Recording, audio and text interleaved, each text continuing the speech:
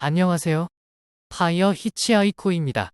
오늘은 제 공모주 투자 글을 읽고 몇 분이 응으로 양으로 친절하고도 고맙게도 묻지도 따지지도 않는 분석하지 않고 공모주 또는 주식 투자하는 것에 대한 위험을 전해주셨기에 그에 대한 저의 생각을 풀어볼까 합니다.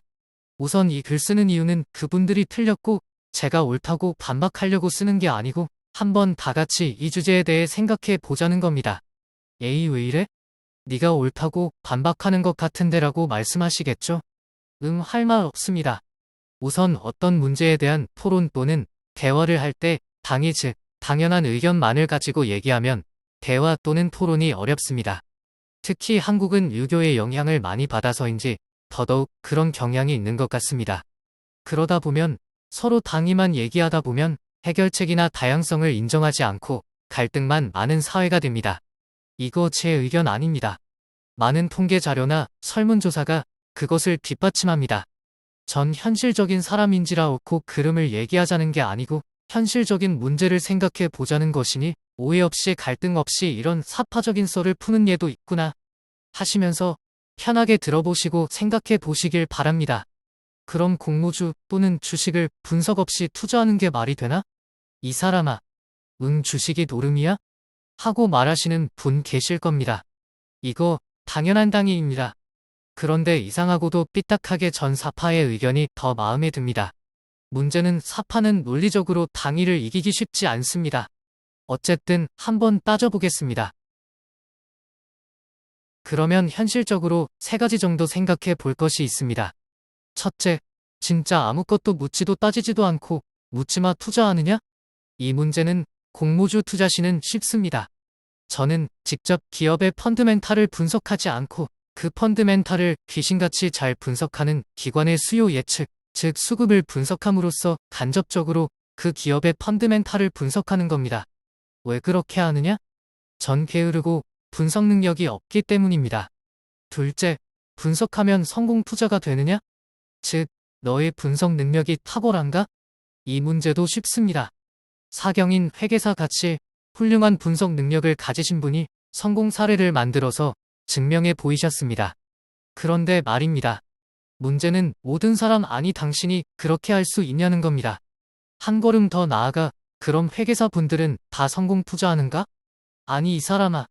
안 되면 밤을 새워서라도 공부를 해야지. 돈 벌기가 그리 쉬워? 여 문제의 답은 세 번째 랑같이 대답하겠습니다. 셋째, 분석 능력이 있다고 해서 혹은 분석 능력을 키우려고 현실적으로 시간과 노력을 직장 다니면서 혹은 생업을 하면서 투자할 수 있는가? 공모주의 경우 균등 한 주 또는 두 주 정도 비례해야 몇십 주 받는 투자를 위해 많은 시간과 노력을 투자하는 게 효율적인가?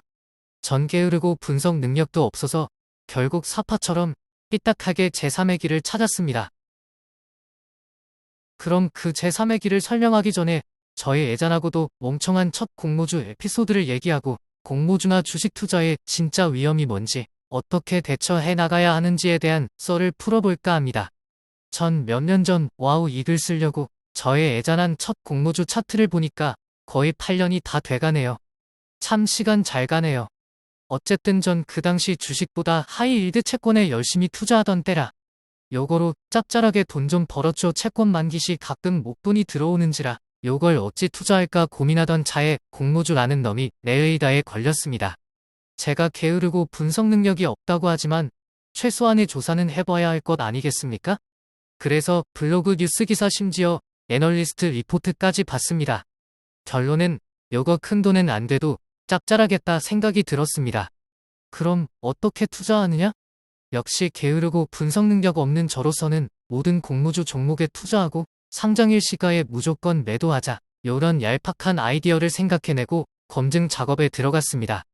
귀찮지만 그 당시 최근 몇 년간의 공모주 공모가와 상장일 시가를 분석해본 결과 승률 수익률 다 만족스러웠습니다. 그래서 다가오는 저의 애잔한 첫 공모주에 가진 돈을 다 다행히 그 당시 제 자산의 일부분 그러나 소액은 아닌 아침에 부푼 꿈을 안고 시원하게 풀 청약했습니다. 그 당시 균등 있다고 것 없습니다. 그 당시는 제 몸을 팔아서 먹고 사는 노예 생활을 하는지라 바빠서 저녁에야 청약 결과를 확인했습니다. 그 결과는 저를 정말로 놀라게 했습니다. 아니 초심자의 행운도 있는데 첫 끝발이 개끝발이라고 완전히 양싸대기 맞은 듯한 느낌이었습니다. 야, 사회 냉정하구나. 무지하면 당하는구나. 결과가 어떻길래 이 호들갑을 뜨냐고요? 그 결과는 청약 경쟁률이 4대1이었습니다. 청약 막판에 이상한 소문이 돌아서 청약자들이 대거 청약을 취소해버린 겁니다. 저만 모르고 물량을 와장창 받은 겁니다. 문제는 물량도 문제지만 이상한 소문 때문에 상장일 시간은 안 봐도 처참함 그 자체일 겁니다.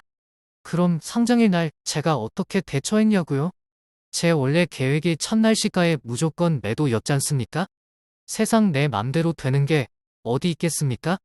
시가가 당연히 하한가, 그 뒤 또 하한가. 따상의 반대말이 뭐죠? 역따상인가요? 그거 맞았습니다. 그것도 물량 많은 채로. 그것도 첫 공모주로. 세상 참 냉정합니다. 이래서 어설프게 분석하면 개작살 나는 겁니다. 선무당이 사람 잡는다는 속담 생각납니다. 어설픈 분석은 오히려 독이 되는 겁니다. 이렇게 되면 보통 투자자는 어떻게 하느냐? 포기해버립니다. 전문용어로 존버라고 하죠. 저라고 뭐 특별하겠습니까? 존버로 들어갔죠. 뭐 다들 처음 울리면 그때 분석하고 공부한다고 하죠. 전 안 했습니다. 분석한다고 될 일도 아니고 거래소가 상장시킬 때는 뭐가 있겠지? 하고 또 그 종목 쳐다보기도 싫었습니다. 그 뒤 어떻게 되었을까요?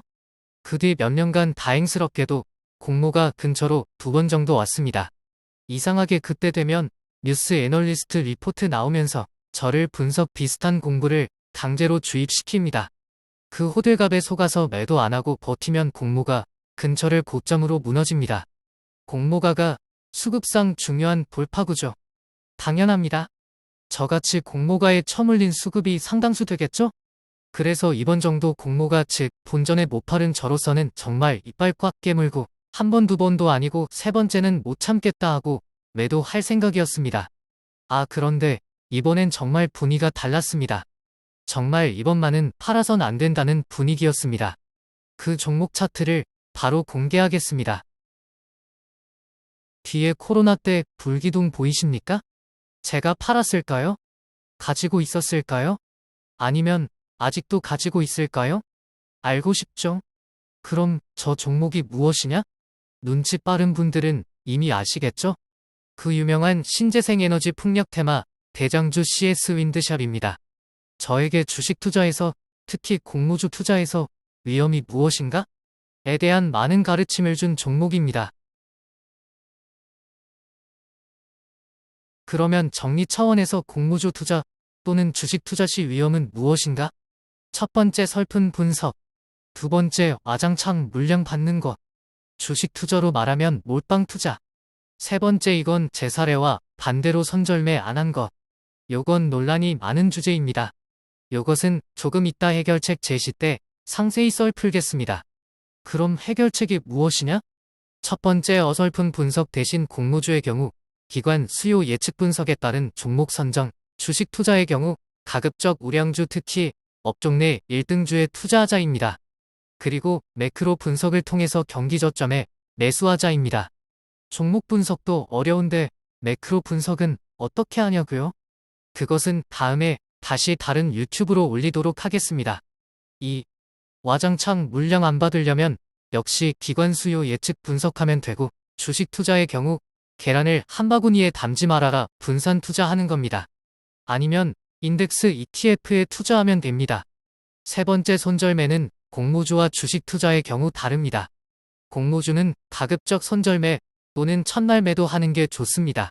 공모주는 처물리면 반토막 아주 쉽게 바로 갑니다. 기관 수요 예측에 따라서 보수적으로 분석하면 대다수 종목은 한 30에서 100% 수익 줍니다.